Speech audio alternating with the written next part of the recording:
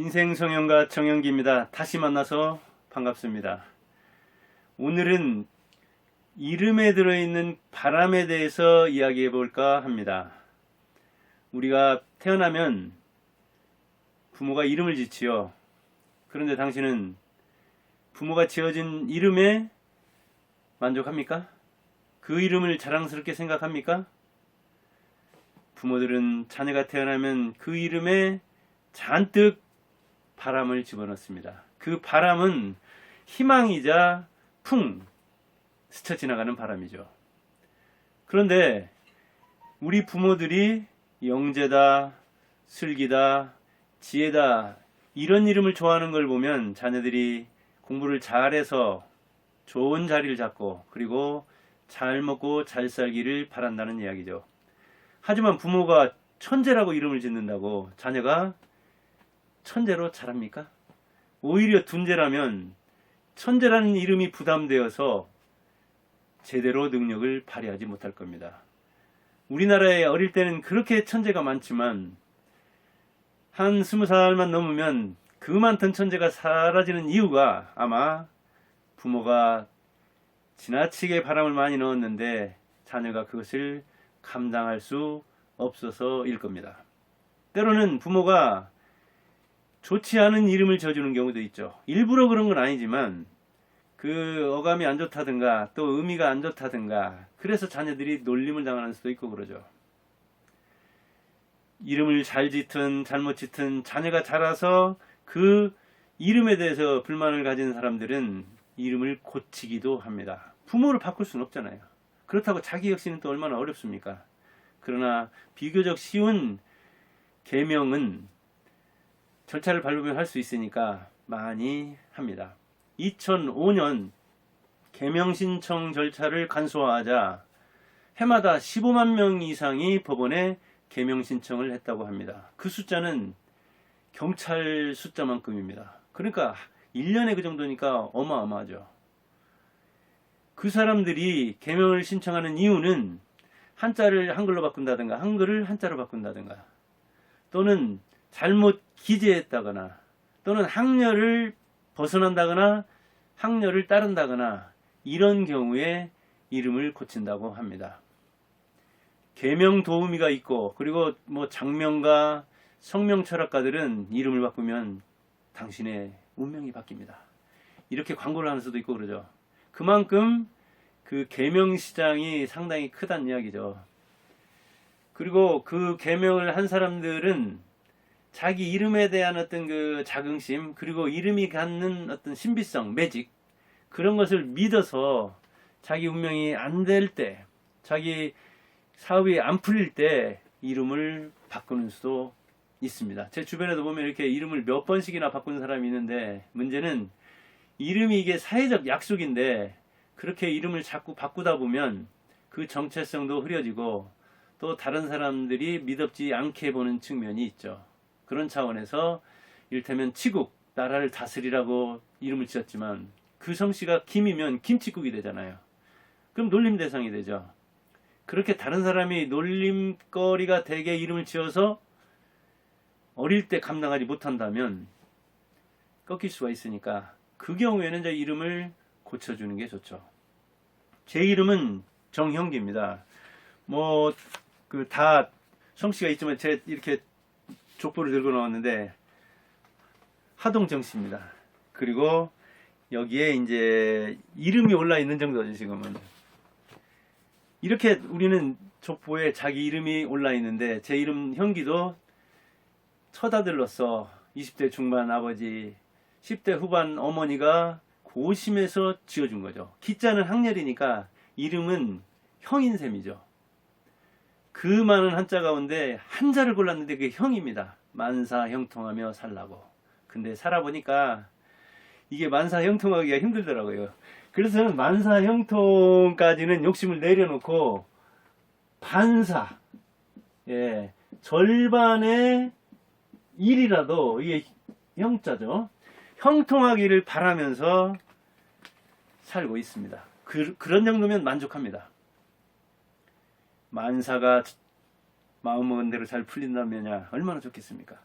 우리 부모는 그런 소망으로 제 이름을 지어줬지만 저는 부모가 지어준 이름에서 바람을 많이 빼내고 이제 반사만, 절반의 일만 마음대로 돼도, 형통해도 행복하게 살고자 합니다. 제가 직업전환을 여러 번 해보면서 일이 뜻대로 안 된다는 사실을 절감한 뒤에 이렇게 제 이름에서 바람을 빼고 실질적인 이름을 해석합니다. 우리가 이름을 고치고 싶지만 부모가 또 반대하는 경우도 있고, 그런데 저는 뭐 부모가 반대한다든가 자식이 반대한다는 것을 떠나서 제 부모가 지어준 이름, 그리고 제가 60년 넘게 그 이름을 걸고 살아온 인생, 거기다가 두 아들이 30년 안팎 제 이름을 아빠로 알고 살았는데, 이 3대라는 차원에서 제가 이름을 바꾸는 것보다는 오히려 제 인생을 바꾸는 게 좀 힘들지만 제 삶을 바꾸는 게 낫겠다 싶어서 이렇게 인생 성형가라는 직업을 만들었고, 여러분과 함께 세 번째 만나는 것입니다. 제 인생이 바뀐다면은 오히려 부모와 자녀도 좋아하겠죠. 그래서 저는 이름을 바꾸는 것보다 인생을 바꾸는 쪽을 선택했는데, 힘들기는 인생 바꾸기가 훨씬 힘들지요. 계명도 의미가 있지만 이런 차원에서 인생 성형은 훨씬 의미가 있다고 봅니다. 제가 계명을 안 하는 이유는 제 이름에 뭐 만족해서라기보다도 제 이름이 갖는 의미, 제 이름에 대해서 제가 갖는 태도를 중시하기 때문이죠. 여자들은 한때 이름 없이 살았습니다.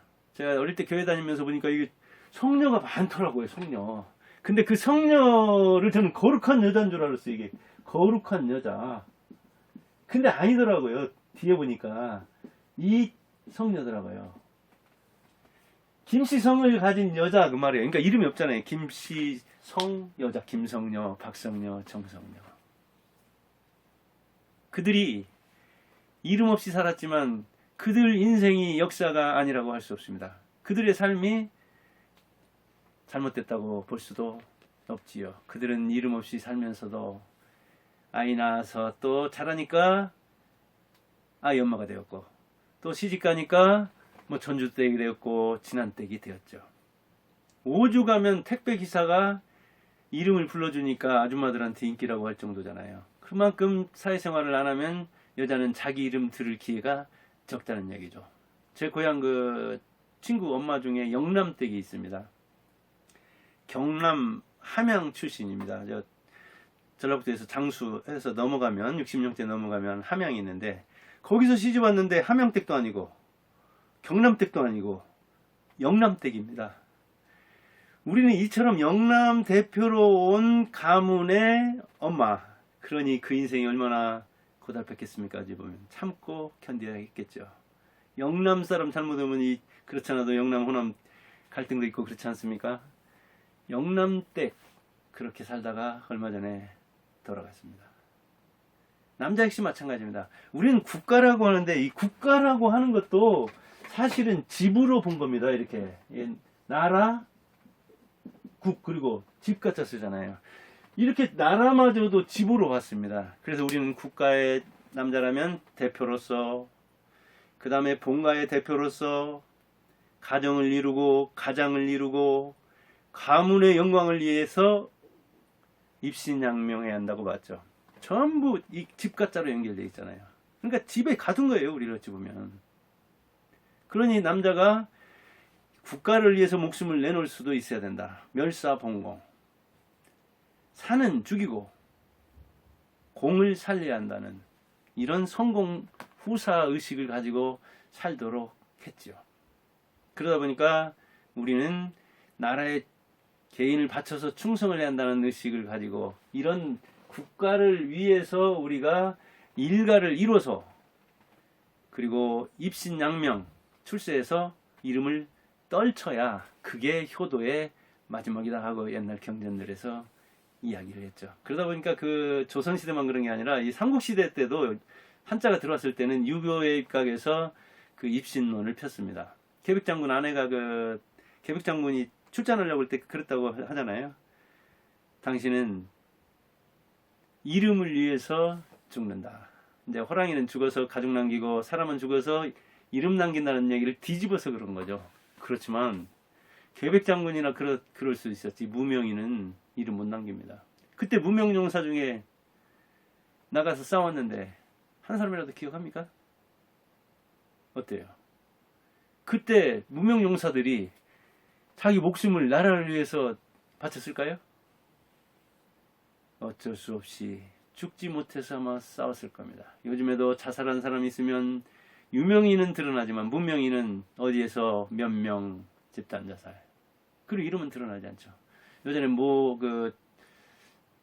국회의원 정씨죠. 자살했는데 원래 유명하니까 매체에도 이름이 드러났잖아요. 이처럼 유명한 사람은 죽어서도 이름을 남기지만 무명한 사람은 죽어도 어찌 보면 흔적 없이 사라집니다. 오늘 또 38명 안팎이 자살하는데 안타까운 사실이 이름도 없이 그들도 하나의 역사인데 사라지게 되죠.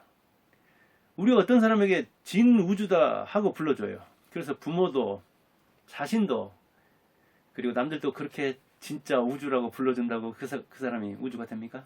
아닙니다. 우주가 될 만한 그릇이어야 우주가 됩니다. 동네 최고도 못 될 힘이 있다면 그는 동네 최고도 못 됩니다. 하지만 이름이 좀 시원찮아도 이름이 좀 못 없어도 자기 역량이 대단하면 큰 그릇이 됩니다. 정세균이라는 사람이 있죠. 세균 전쟁이다. 세균이 들끓는다. 이 세균 덩어리다. 놀릴 때 많이 쓰는 말이잖아요, 이게. 근데 이게 전주에 유명한 사립학교 신흥고등학교를 나왔습니다. 아마 지금 119년 된 걸로 알고 있는데 졸업생도 2만 명 이상 나왔지만 아마 정치가로서는 국회의원, 국회의장을 지냈으니까 아마 정세균을 능가할 사람이 드물 겁니다. 마침 제 고향 사람이기도 한데 그런 시골에서는 기대 별로 못 받으면서 살았지만 전주에 나와가지고 또 그 신학교에서는 매점 알바를 하면서 쉬는 시간에 점심시간에 쉬지도 못하면서 그렇게 학비를 마련해가지고 어렵게 고학하다시피 했다고 합니다. 근데 놀림감 될 만한 그 이름을 딛고 그렇게 컸잖아요. 이처럼 이름은 어떤 이름을 짓느냐도 중요하지만 그 이름을 자기가 어떻게 빛낼 것인가, 그 이름을 자기가 어떻게 감당할 것인가 하는 능력을 쌓는 게 더 중요하죠. 김벌레라는 사람이 있습니다. 이 사람은 더 징그럽죠.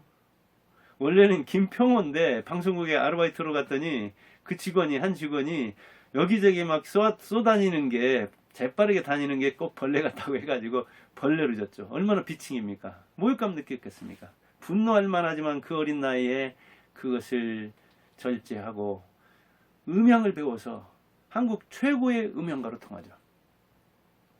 그는 음향 전문가로서 유명을 떨치자 88 올림픽 때는 서울 올림픽 때는 서울대 그 교수들과 함께 음향 책임자로 활동했죠. 그런데 이 서울대 간판을 가진 사람들은 어찌 보면 실제적으로 힘들게 실력을 쌓아서 이름을 떨쳤으니까 올라온 높이로 보면 김벌레가 더 높은데 정말 바닥에서부터 현장을 아는 사람으로 치자면 김벌레인데 이들이 인정하지 않은 거예요. 그래서 김벌레가 어떤 의견을 내면 그게 아니라 이론적으로, 음향학적으로, 음성학적으로 괴롭죠. 이론 들이대고 외국인 들먹이고 인정을 안 하려고 하니까요. 현장에서 뼈가 굵은 사람을. 그래서 그가 말하기를 아주 서울대 간판들하고 이렇게 대결하면서 5, 6년 산 걸 생각하면 지금도 서울대 출신 얘기만 들어도 치가 떨린다고 할 정도로 그 이름을 정말 싫어하더라고요. 그리고 자기는 원래 본명이 김평호지만 벌레처럼 열악한 환경에서 지독하게 살아남고 지독하게 음향을 배워서 음향 전문가가 되었기 때문에 김벌레라는 이름을 좋아하고 그가 책을 낼 때도 아예 본명을 가리고 김벌레라고 냈더라고요. 그래, 나 김벌레다. 나는 벌레 같다. 벌레처럼 잡초에 붙어서 지독하게 살아남았다. 어쩔래? 이런 자세로 임한 것이죠. 우리는 신사임당 하면 높은 사람 모르지만 어떤 사람은 또 신사임당을 만들어진 어머니다 그렇게도 얘기하죠. 그 본명은 신인선, 사임당은 집 이름. 그러니까 뭐 보통 사람과 다를 게 크게 없죠. 이가 송시열의 제자인데 송시열이 스승 이의를 받들려고 어머니를 그 사표로 받들었다고 하죠. 자, 신사임당이야 조선시대니까 자기 아들을 통해서 이름을 떨치는 방법 빼놓고는 길이 없었죠. 근데 오늘의 어머니들은 스스로 떨칠 길이 많잖아요. 무대에 설 기회도 많고. 근데 제가 학원을 한 15년 안팎 가면서 엄마들한테 많이 그 이야기 들은 게 뭐냐면 우리 애기가 수제인데 참 머리는 영리한데 공부를 안 해서 걱정입니다. 그런 얘기를 해요. 그러면 어머님 제가 지금 말할 수 있죠. 어머님이 어디로 뛰어야 되는지 왜 뛰어야 하는지 잘 알잖아요. 그러니까 지금이라도 뛰세요. 안 늦어요. 그리고 자식이 그러면 당신을 보고 뛸 겁니다. 그러니까 엄마와 자녀가 같이 사는 길이잖아요. 그리고 잘하면 이 신사임당처럼 화폐 인물도 될 수 있잖아요. 이렇게 이야기하고 싶을 정도로 아이를 높이 보면서 자기는 아이만 뛰면 박수만 쳐주려고 하는 엄마들 많이 봤거든요. 그래서 이렇게 얘기하는 겁니다. 자, 계명보다 이름에 대한 태도, 명실상부.